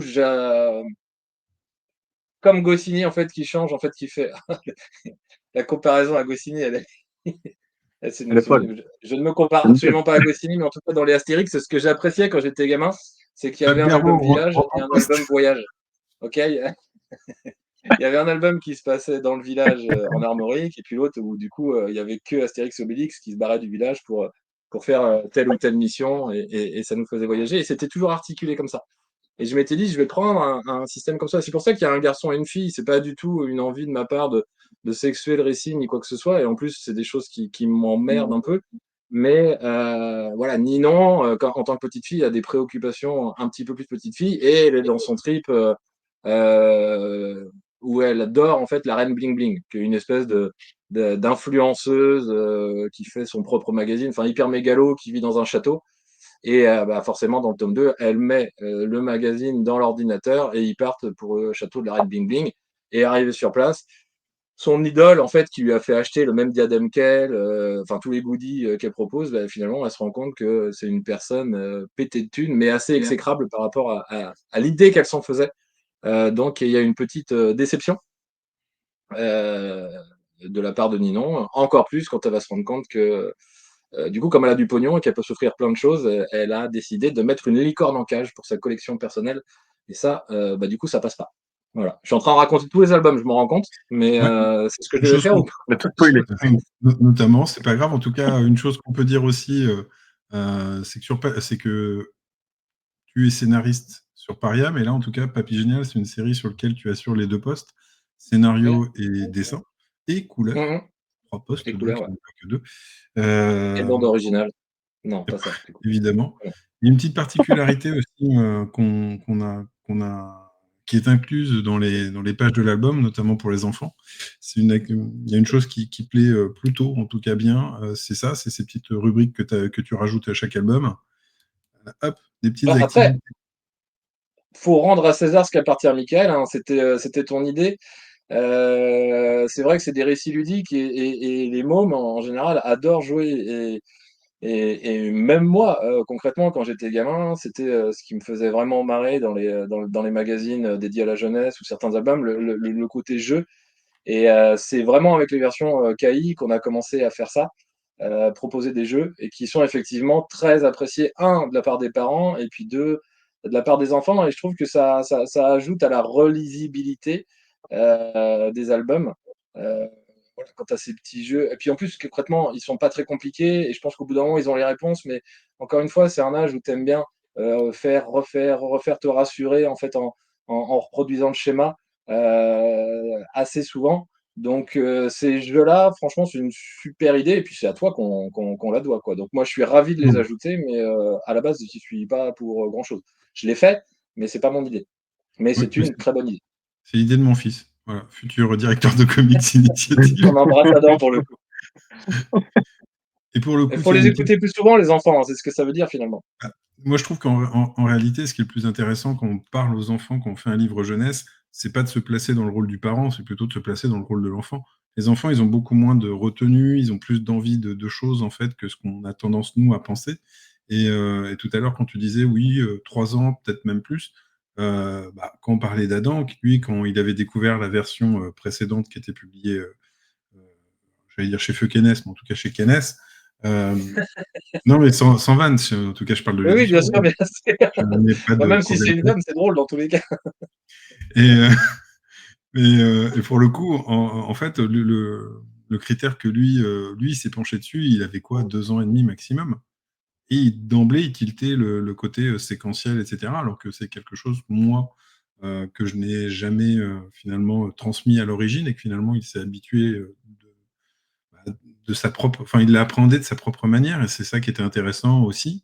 Pour le côté activité, c'est vrai que c'est des choses qu'on remarquait sur des livres qu'on avait ou des revues. C'est que, ben, en fait, une fois qu'on a fini la lecture, en tout cas qu'on a partagé ce moment de lecture avec un enfant, bah, le premier réflexe, c'est souvent de réclamer un autre livre, en fait, alors que t'en as ras le cul, t'as fait ta journée de boulot, tu t'as fait la popote et que t'as envie juste, toi, d'aller mater une merde à la télé pour t'endormir devant, tu vois. Et le quotidien est formidable. Et, et, et pour le coup, c'est vrai que dès l'instant où il y avait une espèce de petit jeu à la fin, de petite activité où l'enfant doit se concentrer, bah, derrière, cette étape-là faisait que l'envie d'un autre livre était automatiquement zappée. Et c'est vrai que là, en tout cas, je trouve que la formule qui a été mise en place, qu'on a mise en place sur Papy Génial, bah, c'est quelque chose qui, à mon sens, fonctionne. Et Tony tu ne manques pas non plus d'ingéniosité ou d'idées non plus dans la série. Et, tiens, par exemple, on a fait des petites idées, des portraits de soutien Ulule dedans. Ça permet comme ça de voir des petits portraits que tu as dessinés. Hop, et puis aussi de montrer l'album suivant. Bref, hop, on va zapper ça. Mais le truc qui est intéressant, c'est que notamment, là, on peut le voir dans la. Hop, je me permets comme ça de montrer la campagne Ulule, parce qu'on l'avait débuté rapidement. Mais là, par exemple, sur ce troisième album qu'on présente ici, donc je le redis, jusqu'à dimanche minuit, c'est ça, hop, bougez pas, dimanche minuit, Ça exactement. vient vite, hein, dimanche minuit, il faut que les gens se dépêchent quand même. Exactement. Ben, en fait, Tony, ça donne l'occasion, en fait, dans toutes les campagnes, de s'amuser aussi à trouver des idées de goodies. Et alors oui, les marque-pages, les ex-libris sont des choses en fait récurrentes dans les campagnes qu'on propose, parce qu'en fait, souvent, ce sont aussi des choses que les lecteurs aiment bien et nous réclament. Mais c'est vrai que là, pour le coup, bah, les goodies que Tony a imaginés sont quand même assez énormes. Je sais que t'en as quelques-uns d'ailleurs que tu peux peut-être montrer. Tac, regarde, bah, Euh, il ouais, y en a ouais, tout oui, bah, je plein. peux montrer. Je sais pas s'ils rendent grand-chose à l'écran, Ah ouais, ouais, ça mais tu m'étonnes. bah, c'est vrai que sur cette campagne-là, j'avais envie de développer la notion de do it yourself, où pour le coup, les goodies, alors ça veut pas forcément dire que tout ce qui est marque-page, t-shirt, badge et autres qu'on propose habituellement n'ont pas de sens, mais en tout cas ont du sens et font écho à ce qu'est Papy Génial et l'ADN, en tout cas l'ADN que j'ai envie d'insuffler dans la série, le lien parent-enfant, qui est, en tout cas à cet âge-là, très important. On voit ça dans le jeu de société énormément. Là, dans la bande dessinée, bah, du coup, c'est pareil. Il y a besoin d'un soutien lecture de la part d'un des parents, ou en tout cas d'un proche, d'un adulte, pour lire la première fois. Et puis après, l'enfant se dépatouille avec l'histoire et, et écrit à la limite ses propres dialogues. Donc, il y avait ce lien-là qui était fort, que j'ai remarqué, finalement, du coup, que j'avais pas tant anticipé la première fois, je me suis rendu compte. Bah après, j'aurais pu m'en douter hein, sur le principe, mais c'est vrai que ça m'a un peu sauté à la gueule à la sortie du premier. Et sur le deuxième, bon, ça a entériné la chose. Et après, par la suite, je me suis dit, voilà, est-ce qu'avec les goodies, il n'y aurait pas moyen bah, de proposer quelque chose qui pourrait permettre de faire durer un peu plus longtemps l'aventure, de continuer ce rapport parents-enfants, ou en tout cas adulte accompagnant enfant. Et moi, j'ai souvenir, gamin, d'avoir adoré faire des bricolages, mais tout simple, hein, des trucs avec des rouleaux de PQ, voilà, mais t'avais l'impression d'être un génie créatif hein, dans ces moments-là. On faisait des marionnettes, voilà, j'ai des souvenirs très forts de ça. Et, euh, et, et l'idée, c'était de réussir à trouver des solutions pour proposer des goodies qui sont des gabarits hein, finalement. Et après, il y a un micro-bricolage à faire, comme la Endless Card en fait. Du coup, c'est un truc qui m'a fait fantasmer pendant longtemps fantasmer, on s'emballe un peu quand même, mais dans l'idée, ça me faisait un peu marrer de voir ce truc-là. C'est les Endless Cards, bah, du coup, littéralement, c'est les cartes sans fin. Et je voyais ça sur Internet et comme un couillon, je prenais ça pour de la magie. Et finalement, en allant creuser un peu et en cherchant des. Alors là, évidemment, je vais pas y arriver parce que du coup, j'ai besoin d'y arriver. Ouais, c'est dans ce sens-là. Voilà, en fait, c'est un petit bricolage qu'on fait et il y a paf, voilà, et du coup, ça ne se termine jamais. On peut toujours, en fait, passer à une tête suivante. Ça n'a l'air de rien. Ça rend quelque chose à l'écran ou pas? Je m'en rends absolument pas compte. Ouais, ouais. Effets spéciaux DreamWorks, la vache. Mais voilà, dans l'idée, on peut tourner indéfiniment comme ça. C'est tout con, mais c'est des trucs que moi, môme, j'aurais adoré voir. Donc voilà, je les ai faits. Puis en plus, c'est très égoïste parce que j'adore conceptualiser ce genre de petites conneries qui vont donner des choses marrantes. J'avais potassé aussi, alors je sais pas du tout ce que ça va rendre à l'écran, Ah, mais t'as filmé une en illusion grand. d'optique avec un dinosaure qui est quand même relativement connu. Bon bah là, les points de colle en fait se barrent évidemment. Mais voilà, dans l'idée, on a l'impression que le dinosaure, bon bah là c'est moi qui le fais tourner, mais si c'est vous qui bougez, normalement on a l'impression qu'il vous suit du regard. Alors que dans les faits, pas du tout. C'est juste en fait un bricolage tout bête. Donc j'ai fait des gabarits comme ça m'a fait marrer déjà dans un premier temps. Et puis on propose des choses qui sont un peu bah, ludiques quoi. Et j'espère que du coup ça va me permettre d'en proposer d'autres dans les prochaines campagnes, de continuer à creuser. Parce que je trouve ça chouette comme démarche. Je suis en train de me saucer hein, tout seul là comme un grand, mais dans l'idée, ouais, j'étais assez content et c'est marrant parce que Jocelyn, du coup, m'a dit qu'il envisageait aussi d'en faire un pour les comptes vivants. Je sais pas si j'ai le droit de le dire ou si c'était d'ordre de la surprise, mais tant pis, en Un fait, spoil. c'est parti. J'ai On ne sait pas qui est j'ai pas Jocelyn, on super ne sait pas ce réfléchi que sont les comptes de en J. disant le truc. Non, mais tu vois, c'est ça qui est intéressant aussi, c'est la notion d'émulation et je trouve ça bien que, bah, du coup, on se dise, bah, ouais, il y a moyen peut-être de faire des petits trucs, pas du tout grandiloquents, hein, parce que c'est vraiment à la portée de tout le monde, mais voilà, ça m'a fait marrer dans un premier temps et j'espère que ça fera marrer les gens. Et du coup, ce troisième tome, les dinosaures qui avaient besoin de lunettes, tu ne l'as pas présenté? Ouais, Qu'est-ce qui se toujours passe? un titre à rallonge, c'est hyper important et pour moi, Ouais. c'est vraiment dans la DA, comme disent les jeunes. T'es pas prêt pour faire les débats BFM, CNews où le temps est limité avec des titres à rallonge? Euh, et là, pour le coup, Oscar et Ninon, c'est tous les deux. Ils sont dans leur période dinosaure, comme la plupart des enfants. Mika, tu ne me feras pas mentir. Oh, Je crois tu qu'Adam, il est ne en plein mens dedans. absolument pas. Et là où il est hallucinant, c'est que du coup, il connaît tous les noms de dinosaures presque mieux que moi. C'est un truc de fou. Et ils sont dans leur période dinosaure, donc ils ont vraiment la tenue dinosaure. Enfin voilà, comme quand on est gamin, on est fan de Spider-Man, on se déguise en Spider-Man. Là, pour le coup, ils sont plutôt dans un trip iguanodon, pour être exact, au départ. Et quand Papy arrive, alors là, c'est encore une nouvelle manière d'arriver dans le lieu de la bulle qui va partout. C'est-à-dire que Papy a posé un portail de téléportation qui pourra me servir après pour plus tard. Encore une fois, l'histoire de l'or que j'étoffe au fur et à mesure. Et évidemment, ils ont des iguanodons en plastique. Et là, pour le coup, ce ne sont plus des images, mais ça va être un jouet qu'ils vont mettre dans l'ordinateur et ça va les faire remonter le temps cette fois-ci. On va pas changer de spot, on va changer de spot, mais finalement, on va plutôt remonter le temps jusqu'au Crétacé. Et là, ils vont rencontrer des véritables dinosaures qui, bah, du coup, comme le titre l'indique, en fait, c'est un peu un spoil, mais en même temps, on ne sait pas vraiment comment ils vont régler le problème, avaient besoin de lunettes, parce que c'est vrai que, bah, du coup, à l'époque, Afflelou, tout ça, enfin voilà, tous ces gens qui nous permettent de voir mieux n'existaient pas encore. Et c'est un album que je veux assez bigarrer avec pas mal de dinos, voilà, de plusieurs espèces. Bah, évidemment, encore une fois, c'est des choses qui évoquent sans doute des trucs aux adultes parce que bah, c'est ma culture à moi gamin. Donc c'est vrai que le premier, le gros robot de l'espace, il évoque immanquablement Goldorak dans la tête des gens. Bon, la reine Bling Bling, ce sont les influenceurs avec leurs qualités et leurs défauts. Et puis, bah, le troisième, c'est vrai on va lorgner du côté de Jurassic Park.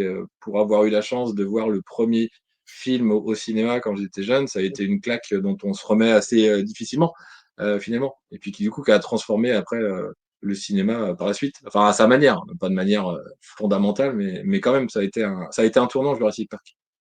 Et il y a une petite particularité aussi dans la campagne, c'est que tu fais participer des copains pour Du qu'ils coup, te ouais. réalisent des couvertures magnifiques. Hop là, tiens. Tiens, on monte les deux premiers. Le premier, c'est Olivier Supio, qui est du coup bah, ouais, des copains, des amis, hein, concrètement, plus que des copains. Olivier Supio, avec qui j'ai commis mon tout premier album, il y a de ça. Bon, on va pas s'emmerder avec des chiffres parce que La ça va semaine nous dernière. ramener ouais, je crois que c'est 2008 pour être exact. Mais voilà, je crois que c'est grâce à Olivier que je fais ce boulot-là. Auteur, je veux dire. Je pense que sans lui, j'aurais pas eu la confiance nécessaire pour me lancer. Adrien, c'était autour d'un barbecue. Moi, c'est un- quelqu'un qui C'est a, qui autour a- de qui a été lui. mon prof au départ parce que j'ai pris des cours de bande dessinée dans cet atelier-là. Et on a gardé le contact après ces cours-là. Et puis, il s'est écoulé quelques années. Et finalement, il est revenu me voir en me disant, écoute, je te suis sur les réseaux, je vois ce que tu fais, ce que tu proposes. Je pense qu'il y a une place pour toi. Je t'ai écrit une histoire.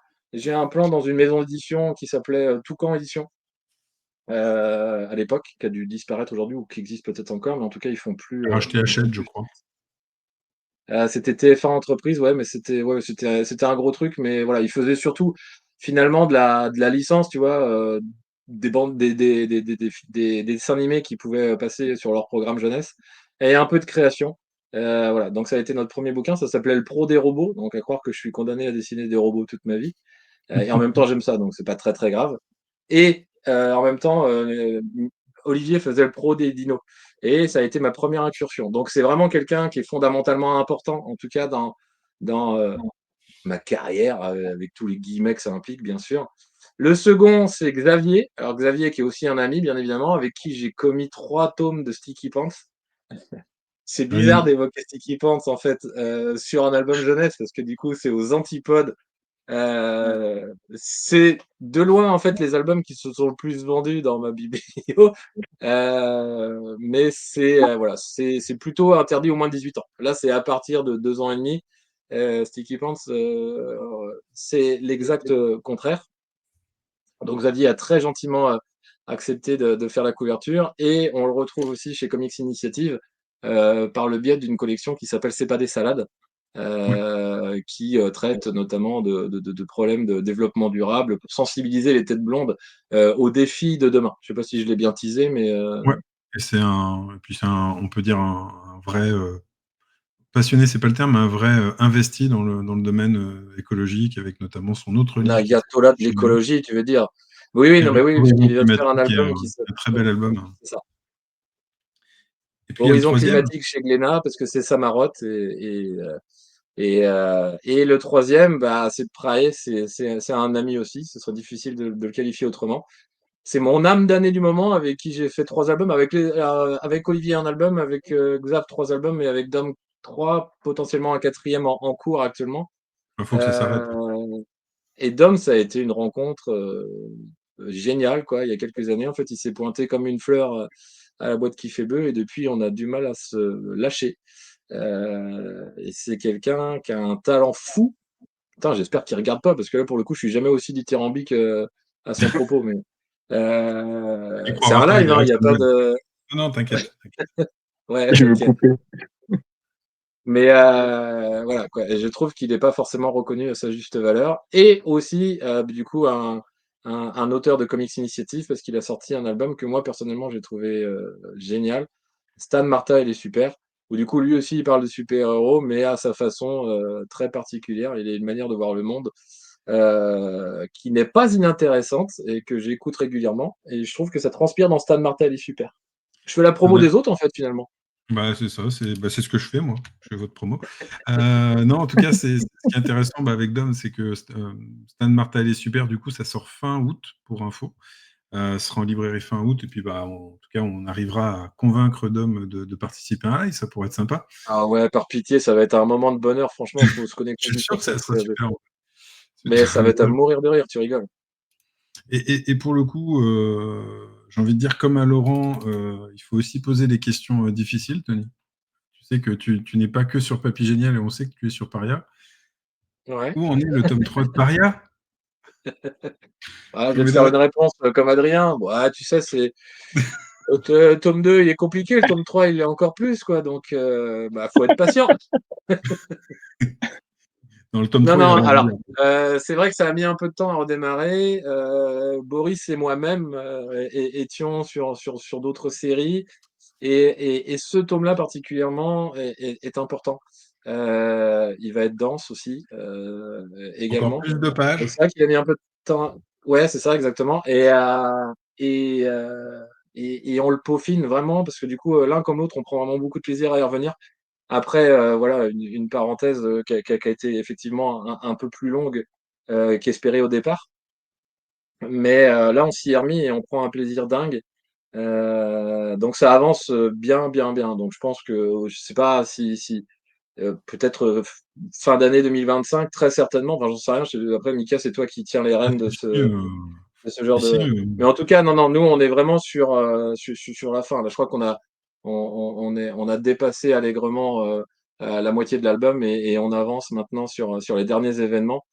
Et, euh, et enfin, moi, en tout cas, comment dire, en tant que lecteur sur un truc que j'ai, en tout cas pour le début, écrit il y a assez longtemps, j'ai revu les planches de Boris avec un plaisir dingue et je trouve que du coup, il prend des libertés de mise en scène, ce qui était déjà le cas dans les deux premiers. Mais là, dans le troisième, il s'éclate encore plus et j'ai bon espoir. Franchement, faut pas que je survende le truc. Ça fait toujours en fait la bonne bande-annonce avec un film pourri derrière. Mais voilà, j'ai bon espoir que les lecteurs, en tout cas ceux qui ont aimé le premier et le deuxième, se retrouvent dans le troisième, qui sera encore avec une tonalité différente des deux premiers. Et puis, comme on le disait, comme je l'ai dit juste avant, il y aura encore plus de pages de BD que dans le tome 2, qui avait déjà plus de pages de BD que le tome 1. À l'origine, on a prévu 104 tomes. Rassure-moi, Tony, il fera 400 pages le dernier tome pour que ça tienne ou quoi? Bah, ça excédera pas les 500 pages en tout cas. Mais du coup, Ça me non, rassure. normalement, c'est pas forcément le. Alors après, c'est ça qui est curieux, c'est que pour l'instant, on est sur un crescendo en termes de pages parce qu'on est généreux. Puis comme tu disais toi-même, tu ne supprimes pas des séquences quand on juge que c'est important, quitte à ce que, bah, évidemment, il y ait plus de pages et que par extension, ce soit malheureusement économiquement plus cher et par extension, encore une fois, peut-être un peu moins rentable.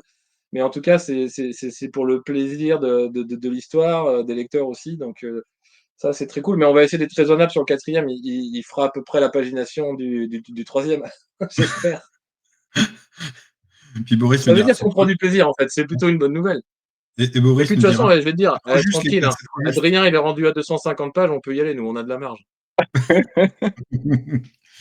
Donc en tout cas, non, des nouvelles plutôt rassurantes. Tiens, j'avais pas montré ça d'ailleurs, Tony, c'était la seule trace finalement de texte qu'on retrouve dans Papy Génial. Au final, c'est ces pages de garde en fait qu'on retrouve au tout début. Bah, encore une idée à toi.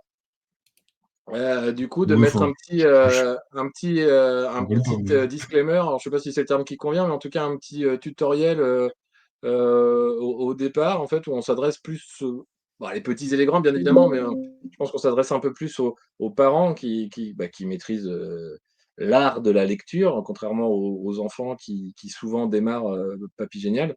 Et ça explique via des petites bulles comment voilà, prendre le livre, pourquoi c'est Moët, quel a été le choix et quels sont les ressorts scénaristiques qui vont venir. Et à chaque fois, effectivement, on a utilisé les pages de garde qui sont en général des espaces un peu morts, quoi. Tu vois. Ah bon, après, il y a certains albums qui les utilisent très bien, mais souvent, voilà, si on prend l'exemple de Tintin et d'Astérix, bon, c'est des parenthèses, hein, du coup, ça ouvre et ça ferme le livre. Mais là, du coup, ça trouve une utilité autre. Et j'ai trouvé ça très bien. Donc, effectivement, encore une fois, c'est un truc qu'on garde d'un album à l'autre. C'est juste la tapisserie qui change au fond et qui évolue. Parce que ça, c'est le premier tome. Donc, on met en évidence Papy, Ninon, Oscar, Robot Chien et au milieu En le robot. gros robot de l'espace, pas gentil du tout. Et sur le deuxième, du coup, les acteurs sont différents. Il y a la reine Bling Bling, la licorne un peu triste au départ, mais finalement tout se passe bien pour elle à la fin. Encore une fois, je spoil. Et du coup, le soldat, en fait, le soldat qui accompagne la reine, parce que qui dit reine dit soldat, qui dit château dit soldat aussi. Voilà. Donc ça, ce sont des personnages secondaires, mais qui font avancer l'intrigue. Donc à chaque fois, la tapisserie, elle bouge un petit peu, elle change de couleur. Bon, voilà, c'était juste en fait des petites subtilités qui bougent d'un album à l'autre. Mais sinon, voilà, cette espèce de petit chemin à suivre de phylactère sera toujours le même tout le temps. On me le demande de temps en temps. Je remets le lien de la campagne dans les commentaires. Et puis donc, ouais, pour le coup, donc, on le rappelle encore une fois, Papy Génial, ça se termine du coup dimanche.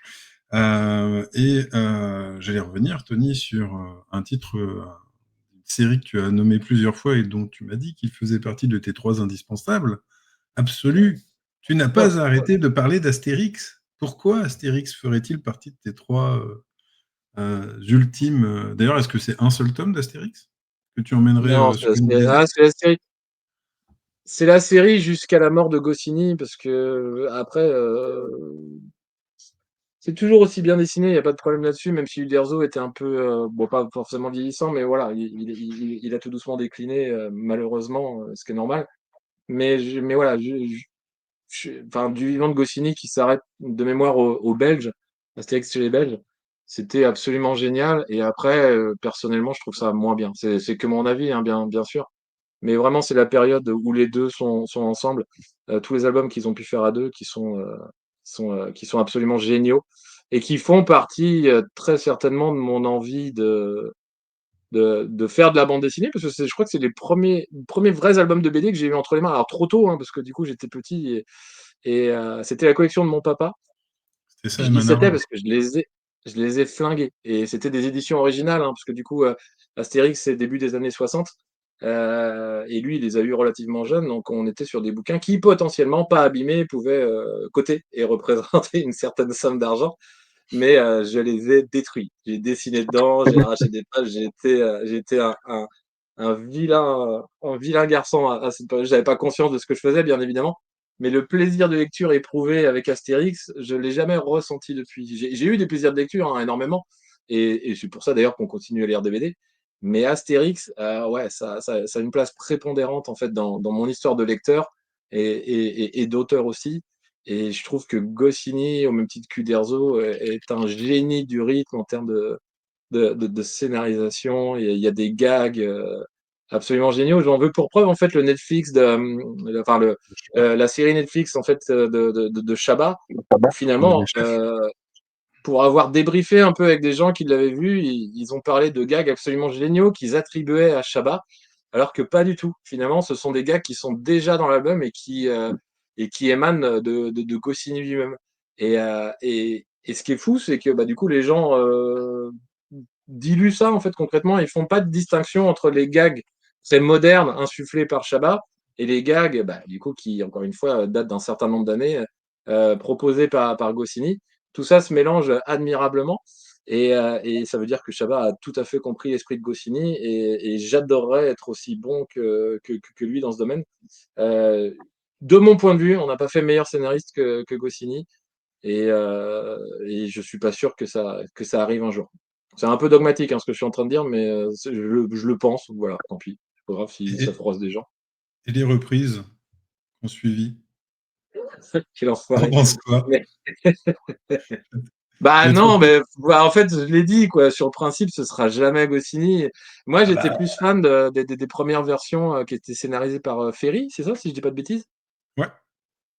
C'est ça, hein? Ouais, ouais, c'est Ferry Que, et Conrad et Conrad au dessin. Didier Conrad. ouais, tu vois, et du coup, ouais, c'est dur ce que tu me demandes de faire parce que du coup, Ah, c'est émettre une critique. Mais Ferry, j'ai retrouvé un peu cette vibe-là, alors sans, voilà, c'était, je pense déjà qu'en fait, s'attaquer à Astérix, c'est un monstre en fait, et ça doit être un enfer pour scénariser, vu l'attente énorme qu'il y avait derrière le retour. Et je trouve que Ferry s'en était bien sorti. Euh, sur la suite avec Fab Caro, je suis personnellement, en tant que lecteur, un peu moins convaincu, notamment par le rythme. Je ouais, parlais de rythme avec. il se passe pas grand-chose dans celui de Fab Caro, c'est là où c'est assez décevant. Je crois que Il se passe des choses, mais t'attends la il se passe des 40e choses, page mais pour qu'il aille à Paris, quoi, en fait, à Lutèce, pardon. ouais, c'est ça, effectivement. Mais je sais pas, en fait, chez Goscinny, c'est tellement fluide, c'est tellement musical, c'est une partition, quoi. Et il y a aucun moment donné où tu dis putain, l'album va me tomber des mains. Non, non, en tout cas moi, hein, encore une fois, c'est mon expérience personnelle dont je parle. Ben, tu lâches jamais l'album, quoi, et puis tu t'emmerdes pas une seule fois, et les gags sont en millimètres, ils font quasiment mouche à chaque fois. Évidemment, c'est mis en scène par le génie du dessin qui est Uderzo, mais l'alchimie des deux, Bah ouais, honnêtement, j'ai pas retrouvé mieux moi Après, depuis ce moment-là. Goscinny, c'est une Il y chose a qui est Grouboul qui est récurrente. pas d'accord avec moi, qui dit il était pas mal celui de Fab Caro. Non, il Mais est il est pas pas mal. mal, hein. Ça veut pas Effectivement, dire il est ça veut pas à jeter il est complètement, pas mais mal, il est pas il souffre la comparaison avec ceux de Goscinny et Uderzo, bon, les maîtres en la matière. après, c'est des reprises c'est une reprise qui, à mon sens, reste honnête. On n'est pas sur. En tout cas, ils sont plus faits avec une certaine sincérité, envie que, par exemple, le dernier Ouais, ouais, Gaston. je pense vraiment Mais que on n'en parlera peut-être pas, hein, du dernier Gaston. T'as envie d'en parler, Tony? non, j'ai pas envie d'en parler, je vous remercie, monsieur.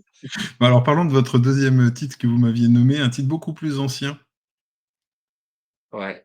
C'est Little Nemo in Slumberland? Bah, c'est pas moi qui l'ai noté, hein.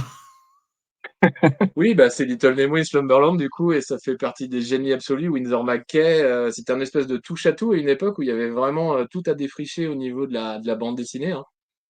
Les mecs qui officiaient au début du 20e, euh, et c'est des pages qui sont à se taper le cul par terre, pardon pour l'expression, mais c'est vraiment ça. Et c'est du domaine de l'onirique en fait. Concrètement, c'est pareil en fait, c'est très borné. Au départ, c'était des pages dans les magazines en quatrième de magazine sur un magazine qui paraissait le dimanche, si je dis pas de bêtises. Et le gimmick, c'était un gamin qui s'endort dans son lit, une espèce de lit qui est quand même assez emblématique. Et toute dernière case, bah, et en fait, il chute. Et je suis en train de me demander concrètement, et je me demande encore si c'est pas de là que vient l'expression la chute, quoi, tu vois, parce que dans Little Nemo, c'est systématiquement ça, il tombe de son lit. Il réveille ses parents, Ouais. qui gueulent, etc. Enfin, il y a toujours une fin différente, mais ça se finit toujours de la même manière. Et entre les deux, bah, et du coup, il s'endort, il visite Slumberland, et on est vraiment au début du 20e, et le gars invente des cases anamorphosées, il fait des expériences graphiques. Non, enfin, je pense que ça fait partie des bandes dessinées qu'il faut lire au moins une fois dans sa vie, avec plein d'autres bandes dessinées, bien sûr. Mais comme il a fallu faire un choix de trois uniquement, c'était obligé que je parle de Little Nemo. C'est-à-dire qu'à un moment donné, Little Nemo, c'est vraiment le truc que du coup, t'as été emmerdé dans ta journée, tu t'es pris la tête, voilà, le soir, tu as envie de voyager, de partir.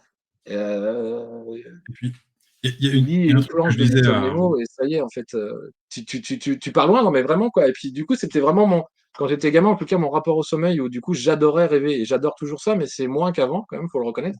En vieillissant, on perd un peu cette capacité, je pense, Non, mais il qui reste est qu'on peut toujours rien. là, mais qui est moins. Et moi, gamin, j'ai souvenir d'avoir fait des rêves absolument incroyables. Et Little Nemo me renvoie à ça. Donc ouais, c'est pareil, c'est comme Astérix, c'est une Madeleine de Proust en fait. Je cite que des vieux trucs, hein, je suis désolé. Non, non, et Assez puis peu de contemporains.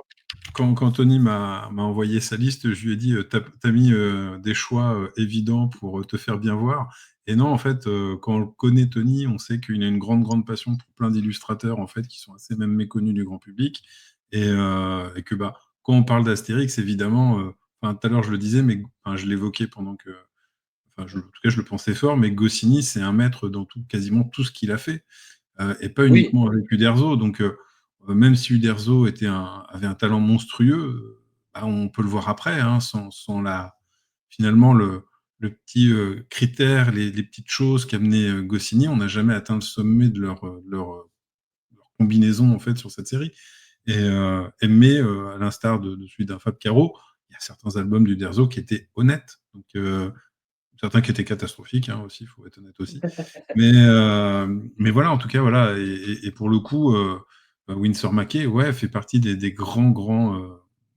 Bah, même plus que de la BD, en fait, pour moi, on est vraiment entre l'illustration et les premiers codes de la bande dessinée. Hein, donc, c'est là où c'est très intéressant d'ailleurs de le découvrir en grand format. Moi, on me l'avait prêté, c'était Delcourt, je crois, qui avait sorti vraiment le très grand format des pages. C'était vraiment très le cool. très grand format, c'est ta chaîne. Delcourt a sorti des grands formats, mais le vrai grand format, c'est ta chaîne qui Ta propose des chaîne. bouquins, je crois, aux alentours de 75 balles, mais qui sont à l'échelle 1, enfin, tel que c'était sorti à Et l'époque. des planches, ouais. Ils ont juste Des dingue, pages. quoi, en termes d'impression. C'est pas des bouquins très pratiques à lire, mais c'est un bonheur, quoi. Et en termes de maquette, bah, c'est super beau, c'est très Art Nouveau, en tout cas dans les entrelacs proposés sur les tétières, parce qu'encore une fois, c'était de la presse, donc il y avait des tétières. Et non, non, c'est un bonheur, mais enfin, tu vois, je suis tellement débile que je sais pas, j'ai peut-être 7-8 versions d'édition, parce que c'est un bouquin qui est énormément édité, enfin une série qui est énormément éditée. Du coup, en petit format, en souple, en italien, voilà. Ah, j'ai le petit format. Si tu as le J'en droit, ai à je dégueuler à chaurai. la maison. Comment vous dites? Mais et je disais, vu que tu en as plusieurs, à la limite, je te chaurerai le grand, c'est pas grave. Non, je vais garder le Tachan, parce qu'en plus, voilà, il est chiant à déplacer, je t'assure. Ah bon, Vraiment. très bien. T'en filerai un petit souple, ce sera très bien. Mais je l'ai déjà. Bon, et du coup, le troisième titre pour terminer dans ta sélection de celui-là, celui que tu emmènes, du coup, ce serait lequel? Calvin et Sans- Hobbes, c'est ça, hein, ce que j'ai dit, ouais, ouais. Mais après, Ah ouais? c'était dur d'en faire que 3 parce que du coup, il y en a tellement. Mais ouais, Calvin et Hobbes, c'est pareil, ça a été une révélation. Tu vois, je parlais de dessin léché à la Uderzo, du coup, avec une science du dessin. Watterson, c'est vraiment aux antipodes. C'est un dessin qui est très lâché, qui est très pinceau, qui est très forme ouverte, on s'en fout, c'est pas important, on va à l'essentiel. Et c'est virtuose quand même. Et surtout, c'est très, très, très drôle. On a tapé des barres de rire avec ma femme quand on était plus jeune. En fait, on se lisait ça à deux. On se faisait la lecture mutuellement. Et franchement, je crois que ça arrive pas très souvent finalement qu'on se pisse dessus. C'est vraiment l'expression qui convient. En lisant un album d'humour, on sourit à la limite, tu vois, des fois, voilà, ça nous fait bien marrer. Mais moi, j'ai pas de souvenir plus prégnant que un Astérix, où du coup, vraiment gamin, il y a des gags qui m'ont fait vraiment pisser de rire, mais tu es tout seul comme un con, en fait, dans ton lit en train de lire ton bouquin, et tu te marres jusqu'aux larmes, hein, même parfois. Et quand tu reviens dessus, bah, c'est pareil. Il y a un gag dans Tintin qui m'a fait ça, et Calvin et Hobbes aussi particulièrement. Et c'est l'histoire finalement d'un môme. Et je crois que Laurent en avait parlé la dernière fois, il me semble. Du coup, ça revient à chaque fois, mais il avait Ouais, entre expliqué pépins aussi techniques, Calvin et ouais, Hobbes. je crois qu'il a essayé d'en parler. C'est bon. Bah, du coup, je vais compléter. Mais c'est un gamin qui est très intelligent, hein. C'est un HPI, mais comme beaucoup d'HPI, du coup, il est hyperactif.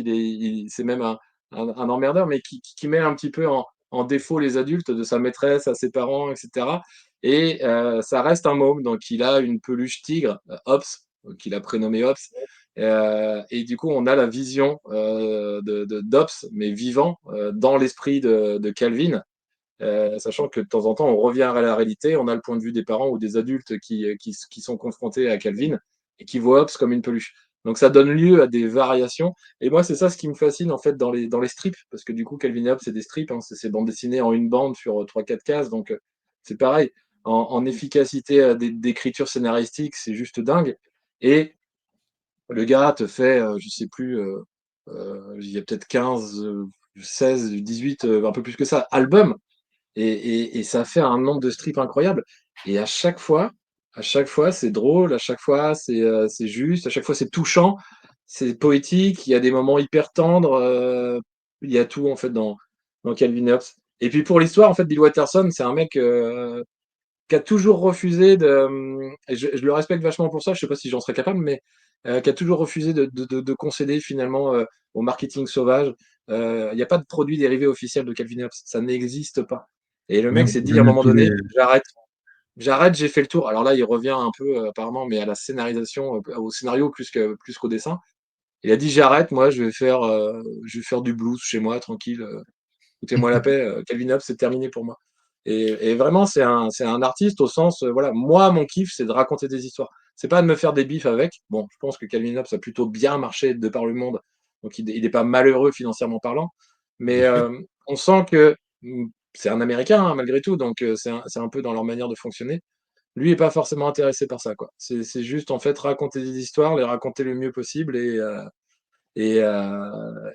du coup, quand il a envie d'arrêter, bah, il arrête, il prend sa retraite. Bah, je trouve ça super, quoi. Et pour Voilà, le je coup, m'étale un peu, pardon. Faut me dire si je parle trop. N'hésitez pas. non, non, mais Calvin Hobbes, ouais, ouais, c'est définitif. Entre guillemets, ça fait partie des petits bonheurs de lecture dans lesquels on peut picorer de temps en temps sans jamais se lasser. Puis c'est universel, c'est multigénérationnel, c'est des gens qui ont réussi leur coup, quoi. C'est des trucs qui, dans 50 ans, si tant est que les livres existent encore, ils seront toujours là, quoi. Il y a des étoiles filantes dans l'eau, des trucs qui vont disparaître. Mais ouais, je suis prêt à parier que Calvin et Hobbes et Astérix, bah, Astérix est toujours là, hein, bien sûr, et Calvin et Hobbes aussi. Mais ils seront toujours là, ils seront toujours présents parce que du coup, c'est la marque des BD qui restent, en fait, qui nous marquent et qui nous donnent envie de faire ce métier. En tout cas, pour moi, ça s'est passé comme ça. Écoutez, merci messieurs de ce petit moment, hein. Je vais juste terminer cette séquence en évoquant rapidement les deux projets Ulule, un qui arrive et que je pense qu'il va être sympa à montrer. On va voir. Hop là, et c'est ici. Là où je vous montre un petit peu la présentation de la campagne d'un album qui va arriver mardi prochain en ligne, qui s'appelle À la recherche du vent perdu. C'est un roman graphique de Yannick Hatton, que l'on connaît aussi sous son pseudo, son petit surnom H Tonton, qui est un album, voilà, je vais vous montrer un petit peu, mais rapidement, parce que la campagne n'est pas finie. Mais hop là, on voit des trucs vraiment tout à l'aquarelle. C'est un album qui va faire au minimum 120 pages et qui ne fait qu'inciter au voyage. Ah, tiens, des petits exemples de planches pour vous montrer. Hop là. Et ça va faire un peu comme avec Adrien, c'est-à-dire que c'est un album dont on va faire la campagne et qui va arriver très très vite, puisqu'on espère pouvoir l'envoyer dès le mois de septembre. Voilà, on va fignoler tous les détails. Et on a une très belle couve, voilà, en wraparound, couvrante. On a aussi une édition collector avec un dos toilé. Hop, on ne montre pas la quatrième parce que ça révèle des petites choses. Bref, ça va être un super projet en tout cas que vous allez pouvoir découvrir prochainement. Et puis, comme il est un peu tard, on sait qu'on peut montrer des choses un petit peu plus osées. Je le gardais pour la fin. J'avais hésité à inaugurer cette soirée avec, en se disant qu'on allait proposer un peu de chaleur en début de soirée. Ah oui, c'est sans transition aucune. Ah, mais Grave. aucune. Je vous rappelle On qu'on a arrive avec commencé des à trucs parler tout mignons, mais comment veux-tu qu'on tienne la rampe, nous? Mais c'est pas grave. Alors, regardez, On souffle. on a parlé de surf, on a parlé d'invention gériatrique, de souvenirs, nostalgie. Donc voilà, en ce moment, pour expliquer également, il y a la campagne du nouvel album de Money Shot, le 4e volume. C'est le début d'un nouveau cycle qui est toujours écrit par Tim Seeley et cette fois-ci illustré par Gisèle Lagacé, une dessinatrice qu'on connaît bien chez Comics Initiative puisqu'elle a sorti déjà 2 tomes de la série Ménage à 3. Voilà, une série drôlissime et un peu sexy. Donc, Money Shot étant assez drôle et sexy, autant la faire à ce moment-là venir bosser sur ce titre. Un titre qui d'ailleurs n'hésite pas à jouer un petit peu le côté parodique, mais pas que, puisque tiens, hop, on va voir un autre personnage culte de la BD underground américaine qui s'appelle Cherry Pop Tart, pardon. Et l'une des particularités de cette campagne, c'est qu'on a hop, ah bah attendez, en même temps, pourquoi je m'emmerde? Je crois que je l'ai mis tout en bas la couve. Voilà. On a, hop, ça buguait, hop, voilà. Le comics Cherry Pop Tart, on propose en fait un floppy, donc un petit comics de 32 pages pour permettre à tout le monde de découvrir ce comics vintage qui date des années 70 et 80 surtout, qui continue toujours à apparaître sur un titre, là encore, très drôle, beaucoup plus explicite que Money Shot ou Ménage à 3, hein, puisque si vous voulez voir des foufounes et des zigounettes, vous les verrez. Voilà, c'est pour ça qu'on n'en montre pas beaucoup dans la campagne. Ça reprend le code graphique des Archie Comics, voilà, mais version adulte. Hop là, tiens, on prend ce dessin-là. Et puis on a aussi, je dirais, une jolie couve de Zoé Torogood, voilà, ça c'est toujours sympa. Tiens, on voit un petit bout de la couverture, Toad for You. Bref, Money Shot 4, c'est le début de ce nouveau cycle. Il y a un 5e tome qui est en cours de parution aux États-Unis. Et on est content que vous soyez déjà au rendez-vous. On espère, à l'instar des premiers, que vous y serez encore par la suite. Voilà tout. Écoutez, j'espère en tout cas que vous n'aurez pas trouvé trop le temps long, en tout cas, messieurs, mais y compris les participants. Attention, Twitch est très prude. C'est prude, hein, Money Shot, hein. Merci Ça Hélène, va. mais en tout cas, pas de souci, hein. On n'a rien vu. Rien qui dépasse, je crois. Quasi. Ah, puis, ça dépend, hein, voilà. Si ça dépend, évidemment, on dirait que ça dépasse. Mais bon, on recycle les vieilles blagues.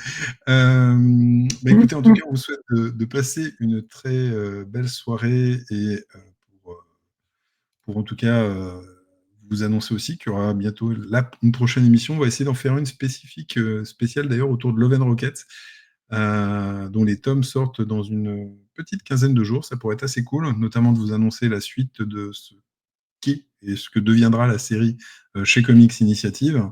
Mais également, en tout cas, on mettra en avant également le travail de Yannick Hatton avec À la recherche du vent perdu. Il y a plein de trucs qui arrivent. Je pense qu'on, par la suite, interviendront des personnes comme Dom, comme Dominique Hennebeau, Xav, Il faut, c'est obligé. comme Bones. Bref, il y a pas mal de monde qui va se succéder et s'enchaîner. Écoutez, ça, je sais pas, mais en tout cas, il y aura du monde.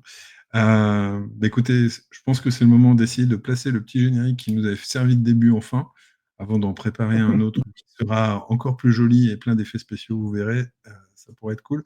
Bref, bonne soirée à tout le monde. Merci Tony, merci Adrien d'avoir répondu à cette invitation. Merci. Sachant qu'ils ont beaucoup souffert, sachez-le. Ils se couchent d'habitude avec 30 chacun. C'est clair que du coup, ouais. Je sais pas pour Adrien, mais moi en général, ça fait quelques temps déjà que je suis. Il en peut plus. Non, moi je suis large. C'est juste que du coup, on a perdu une page de Waze ce soir. C'est tout. En avancée. Et c'était la mauve. Comment terminer sur une note triste? Pourquoi? Une page en moins, voilà. Oui, pas de page inédite. Une page inédite, non. Mais après, si tu dis que t'es large, tu peux peut-être l'entamer ce soir. Oui, c'était prévu. En tout cas, merci beaucoup. Puis écoutez, en tout cas, on vous dit, moi je vous dis à très bientôt, puis en espérant que en tout cas, ça vous ait plu. Belle fin de soirée en tout cas. Salut Adrien, salut Bonne soirée. Salut. Bye.